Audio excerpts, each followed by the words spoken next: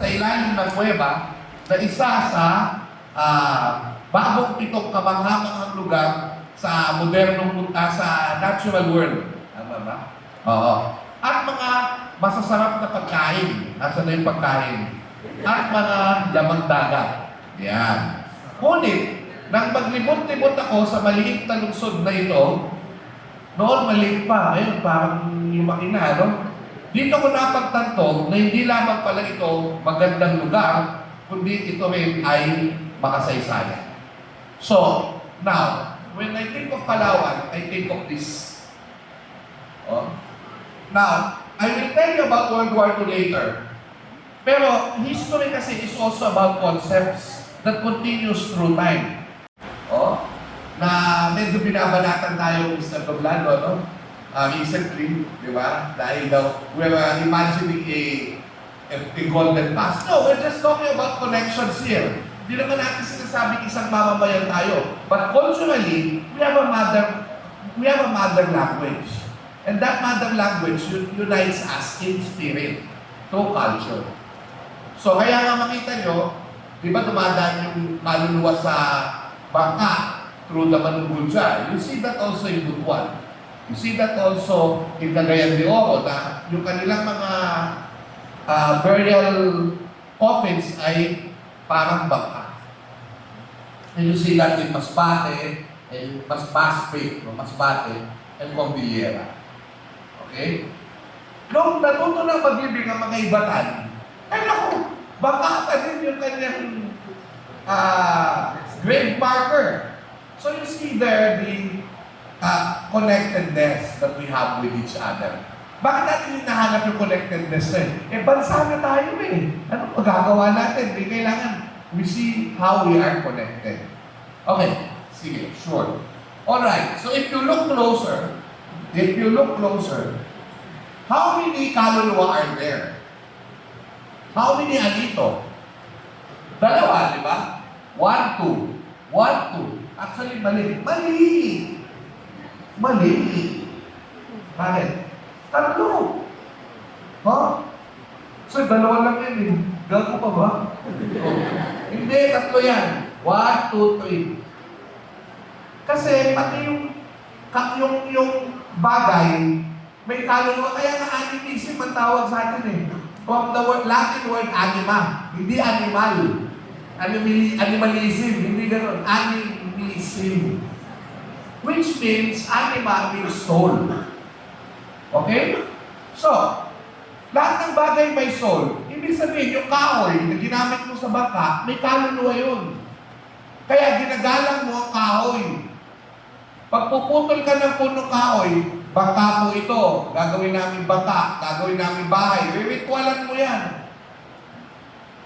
So, malaki yung, bakit? Bakit malaki yung paggalang natin sa nature? Because, yan ang tahanan natin pag nagtahimubong tayo. Common ito sa Austronesian dito sa Philippines. Hindi tayo katulad ng mga nung mga East Asia na naniniwala tayo sa reincarnation. Actually, very close tayo sa Christianity kaya tinanggap natin Kasi pag namatay tayo tapos na kabilang buhay ngayon. So, bumabalik tayo sa kalikasan, sa kabilang buhay. At ito, sobrang paldong-paldo sa Palawan ito. Very meaningful to Palaweños. Bakit? Kasi di ba, saan ba kilala ang Palawan? Di ba nature lovers? We respect nature. Kaya maganda. Kaya, we respect nature as you look at that Manungguljar. You also see our respect for nature. I don't know. Ayoko magmagaling kasi hindi ko si Michael Doblado. But there's the Datok. The Datok, the leader. And then, you also have the Babaylan. Itong drawing na ito, specifically from the Tagbanoy of the Babaylan. That leader. Kaya nga, sa ating pananaw, nakikita natin yung Datok, nakikita natin yung Babaylan, you see 2 leaderships. Male and female. Makikita din natin sa kwento ng gera dito. Kasi dati kami natutunan kay Sir sa ating mga tourism officer dito. Nakausap ako kanina pa. Napakarami kong natutuan. Na may role din yung kababaihan sa bigmaan. So, makikita natin dyan yung parehong role ng babae at lalaki. So, yung babae na is a spiritual leader, is also the healer, and is also the storyteller of the epics. She holds the community together. Kaya yan yung sinasabi ko na the value of in wars, in peace, the value of artists, musicians, actors, in the struggle to be a country. Bayani, Tagalog, Berani, the original Austronesian word there is wani. Okay. Yung wani, Japanese wani, means tumutulong ka sa kapwa nang walang inaasahang kapalit. Okay, I told you already in my other video that heroism came from Europe, Eroe. According to Seo Salazar, Eroe, individualistic, di ba? Supernatural, parang si Superman, di ba? Long ago, in the faraway land of ancient Greece, there was a golden age of powerful gods and extraordinary heroes. And the greatest and strongest of all these heroes was the mighty Hercules. Oh. So, wali, iba. Kasi, ang bayani sa atin, kasama lang siya ng taong bayan. Ang wali ay tumutulong sa kapwa, hindi kailangan sumigat. So, yun yung difference between heroismo at kabayanihan. Na makikita natin sa mga war heroes natin sa Palawan, na hindi naman sila na-recognize kahit sa Maynila. Maririnig mo ba yung mga pangalan nila? Pero dapat naman ipakilala. Na sabihin, hindi lang kayong mga taga-Luzon, Maynila, ang bayani dito sa Timbang ito. Pati kami, Palawan, meron tayong contribution. Okay, sige. Okay na yan. Okay na yan. Okay na yan. So, yung sinaunang bagali, noong unang panahon sa Visayas, tatuan yun. Tatuan, ang tawag nila pintados. O, si Wakon, taga-Ipugaw to, hindi taga-Palawan to. Hindi Ipugaw, sorry, Kalinga. Taga-Kalinga siya, Puskalan. Siya daw yung uling ng batok. Ng batok o batok ng mga warriors. Kasi dati, pag nanalo ka, well, kapag girlash ka, nagtatato ka, kanina may nakita, sino nasa ba si ma'am? Nawawala yung misis mo. Nasa yung misis mo? Ayan, no. Nakita mo ma'am yung katabi ko sa aeroplano, di ba? Nagpa-picture talaga ako eh. Tatuan, babae. Ganda niya. Oh. Noon, pagka ganun din, pag babae ka, for aesthetics. Pero, pag nanalo ka sa laban, yung tattoo na yun, ibibigay sa iyo yun pag warrior ka. Kaya, yung batik, pag marami ng batik o tattoo, skilled warrior ka, ibig sabihin nun, batikan ka. Kaya nga, di ba? Oh, Macho Mendoza, batikang aktor. Oh. Ibig sabihin nun, skilled actor. Pati kang direktor, pati kang historiador, pati kang tourism officer, pati kang politiko, di ba? Ay marami ka ng achievement. Yung tattoo ngayon, achievement na. Okay, bibigyan mo kayo ng ang saysay ay mahalaga sa pagkilala sa ating nangyari sa ating lipunan. Yung OFW, according to Vicente Villar, my professor in history, pag sinabi mong bagani, OFW yan. Bakit? Kasi OFW, nagbabakbak, nakikipagsapan naman sa buhay yan sa ibang bansa, babalik, may ginawa. Ganun din yung tinalakay ko yan sa aming aklat na buhay at banyuhay. Yung OFW, parang yung bagani nun na nag-uwi ng ginawa. Kasi di ba after the war, pagka marami siyang mga, yung mga loot, dala-dala yung mga pagkain, mga crops, mga important items. Kaya pag may important item ka, meron kang meron kang pag important item, hindi ibig ibig sabihin colonial mentality yun. Pag imported, ang ibig sabihin nun, parang ang mandirigma nun. Kaya yung OFW, marami siyang gamit galing sa ibang bansa. Di ba? Actually, yan yung mga kailangan liwanagin sa kasaysayan natin. Sa Palawan din niliwanag. Yung tungkol sa pagpapaputi ay colonial mentality. Bakit? Kung nasabi yun? Kilala mo ba yun? Yung nag-study ng Michael, yung kasama ni Michael Tan? Do you know them? Di ba Palawan yun eh? Sino noong unang panahon kasi, yung pagpapaputi, yung pagiging paputi, yung talagang maganda. Nakalagay sa epi ko yan eh. Tapos sabi ng mga Kastila, yung ibang Pilipina, mas maputi pa doon sa mga nasa Espanya, sabi nila. So, yung paputi, yun yung dinadakila, no? So, hindi necessarily colonial, well, na-aggravate ng colonial mentality. Yung sa study doon sa, hindi ko alam kung colleagues ni Michael yun eh. Mga Palawan yun eh. Nag-study sila na ang isa sa mga pinaka-gumagamit ng skin whitener ay construction workers. Yung mga construction worker, gusto bang maging ano nun, mukhang Amerikano? Hindi! Eh bakit ka nagpapaputi? Kasi sa konsepto ng Pilipino, pagka naka-skin whitener ka, presentable ka. Kahit construction worker ka. Galing, di ba? Palawan ay kudos sa inyo. So, ganyan yung mga marino natin, mga OFW din yan. Okay. Maganda yung sinulat ni Nicole Rebel tungkol sa heroism, also heroism, kasi sinama niya yung Palawan na grupo. And basically, yung nakakatuwa dito, hindi ko nababasahin yan, hindi lang yung tapang galing sa sandata, hindi lang yan eh. Yung galing na magdesisyon, yung pagiging hukom, at yung pagiging intelektual ay bahagi ng pagiging bayani dito sa Palawan. Yung katalinuhan. Okay. So, yun yung makikita nyo dyan. Hindi ko na masyadong babasahin, pwede kong hulihan kayo ng kopya niyan. Sa mga epi ko, lumalabas yun. Na meron silang parang meron silang parang magaling magdesisyon.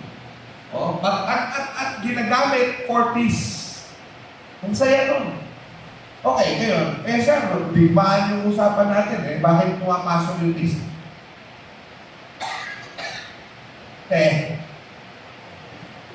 We talk about war so that we will aspire for peace and we learn the lessons of history. You get it? So kaya nga, dito mo makikita, ay yung bayani pala sa konsepto ng Palawan Highlanders, ay meron din sa peacemaking. Okay. Datsen, yung bayani. By the way, ito, i-correct din natin yung bayanihan came from the word bayan. From the Austronesian Dictionary, mali yun. Ayon kay Seo Salazar, sinabi niyo sa akin, makikita sa internet din bayanihan came from bayani. Bayan. Mali yun Hindi dapat naging bayanan. So, bayanihan is because bayani. Okay. So, from bayani, naging bayanihan. Pagsasama-sama ng bayani for one goal.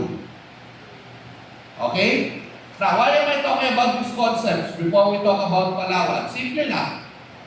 I want you to realize that these stories of heroism of Palaweños are not just, hindi just sprout from the blue, out of the blue. It's deeply rooted in the culture of Palaweños. To love peace, so you fight when someone is destroying that peace.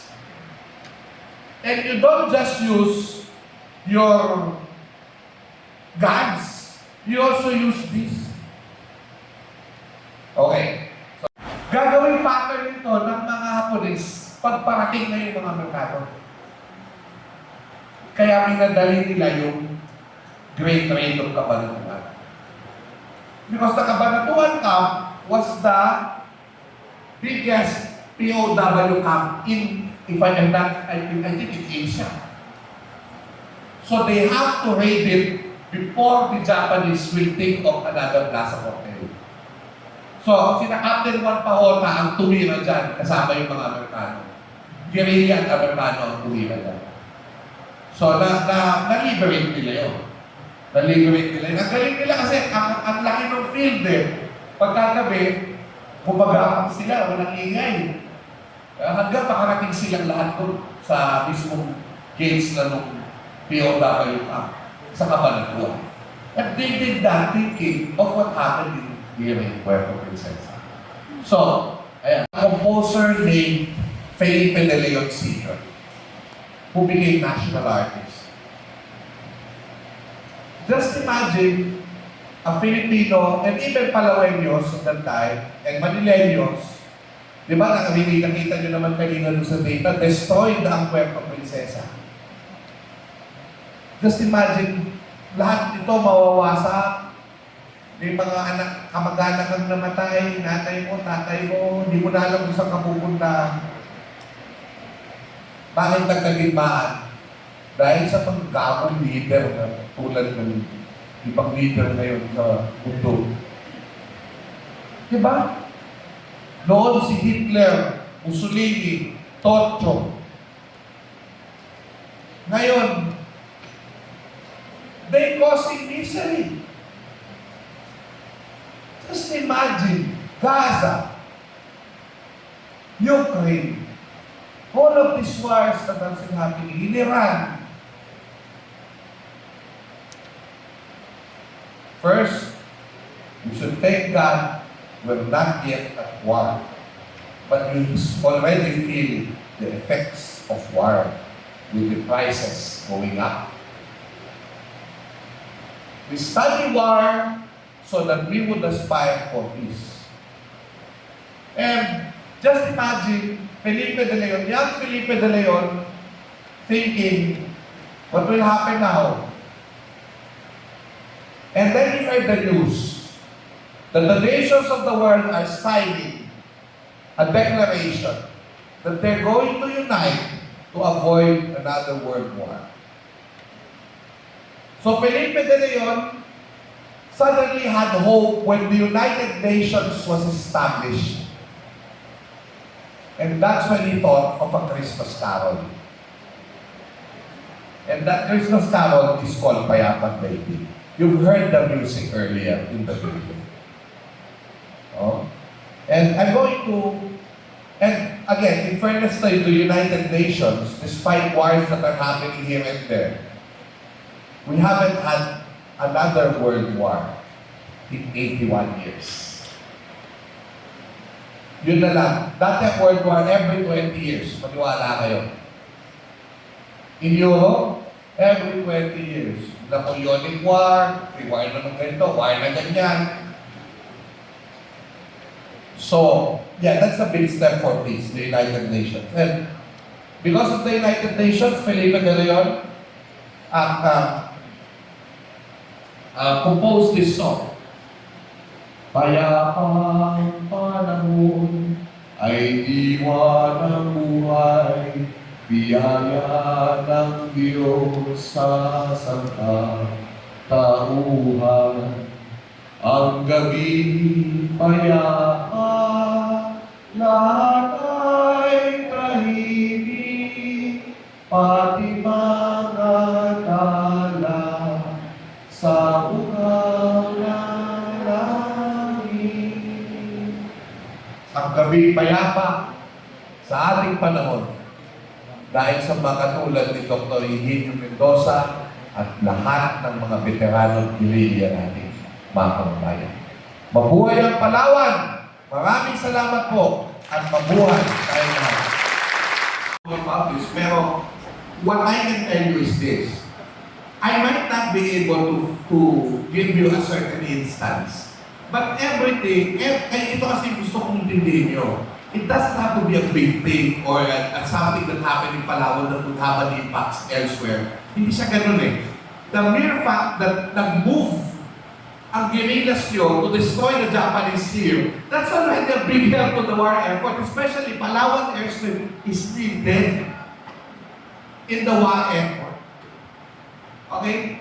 So, ibig sabihin, wala akong matuntun kayo na iba pang instance, but the mere fact na luminos yung mga girilya nyo dito, that's already a big help to the general outcome. I hope I am correct, Mr. Dublado. Very good question. I have to rely on Dr. Ricardo's answer to this, which is basically, if there were loot from Asia that were given to the Philippines, or were deposited in the Philippines in the caves or whatever, parang bilang lumakas yung microphone. It's possible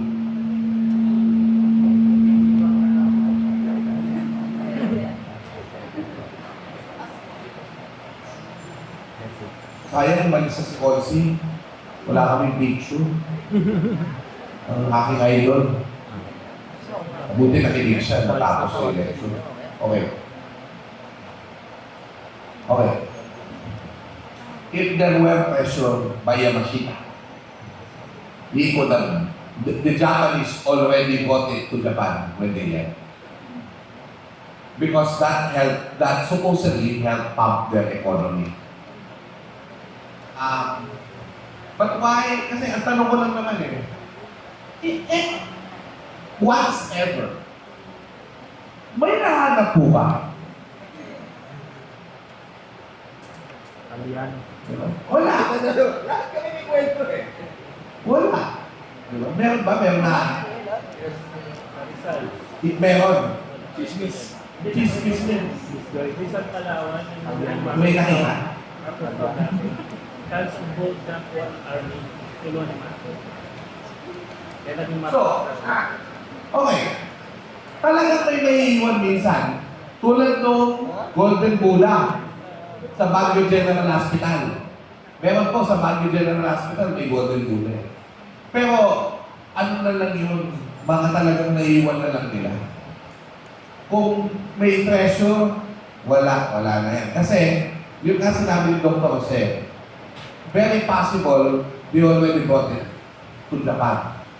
Kasi yun ang most, yun yung most kasi hindi naman sila na-corner eh. Yung kumbaga nakilang magikas na nila yan bago dumating yung mga manakata. Kasi kailangan nila yung yung pressures na yun. So, that's one. Bakit ngayon may mga ganyan kwento? Yun ang tanong. Okay, sige.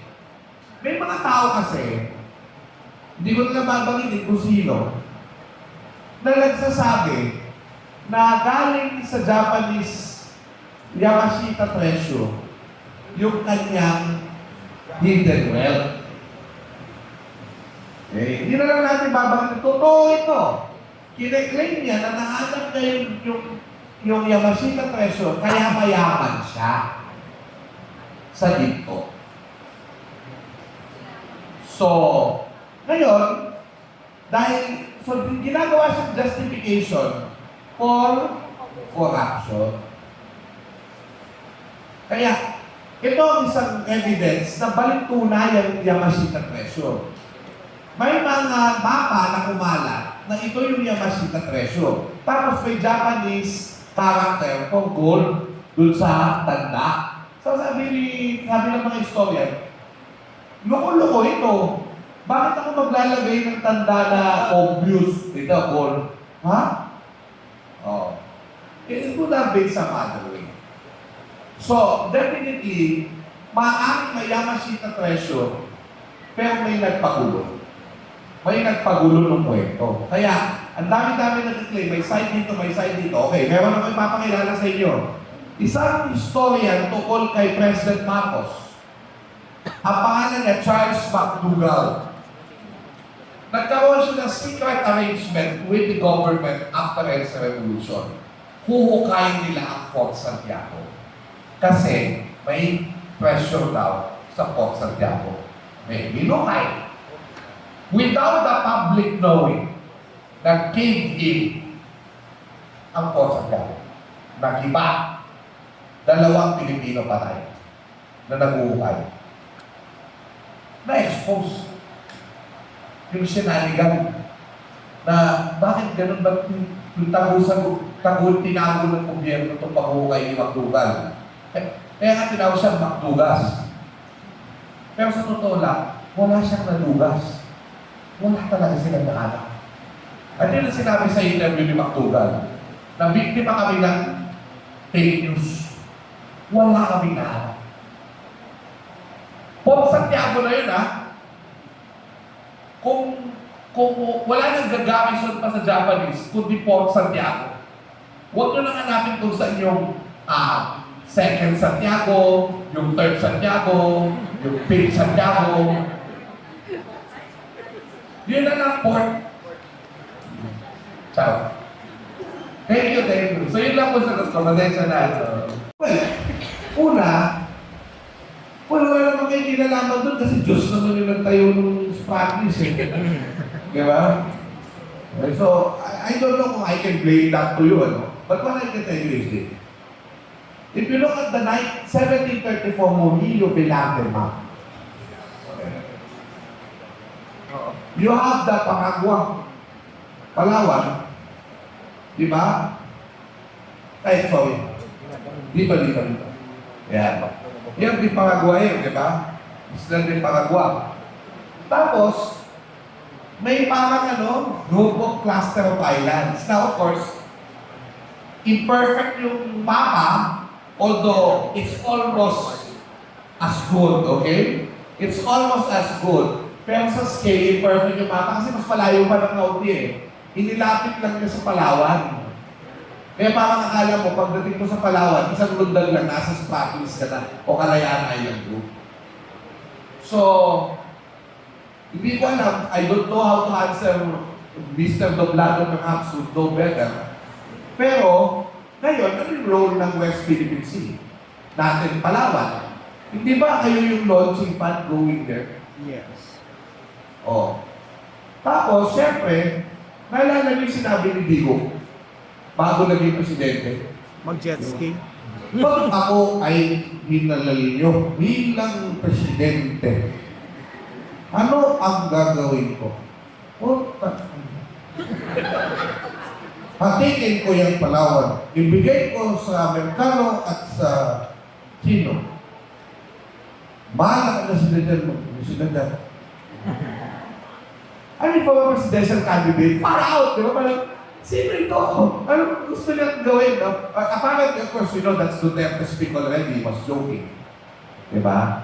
Pero, that joke shows you how important Palawan is. If the Chinese will think of invading us, they might enter Palawan first. As a launching pad to other places. Now, of course, there are two reasons why I do not believe that they are going to attack the Philippines in an actual invasion. Number one,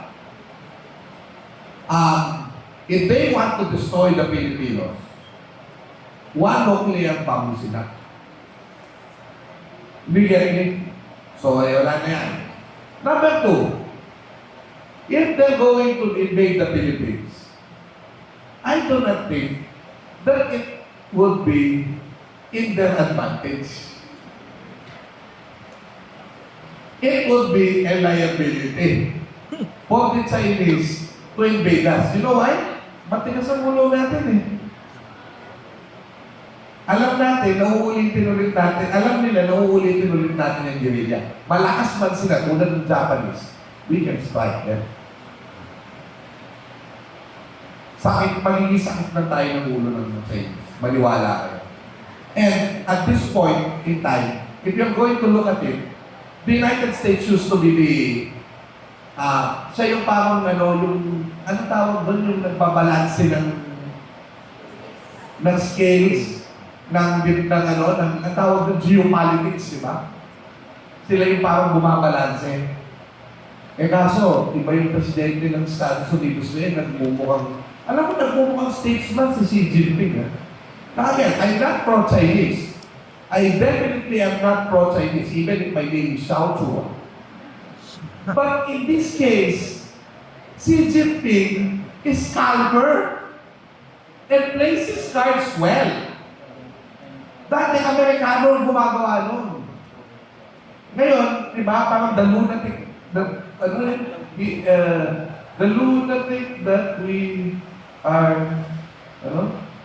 the lunatic that we are looking for, something like that. This is si Donald Trump, Diyos niyo. So, ngayon, ano nang mangyayari, di ba? We do not know. So, yun. Yun ang nakikita kong halaga ng Palawan in a geographic sense.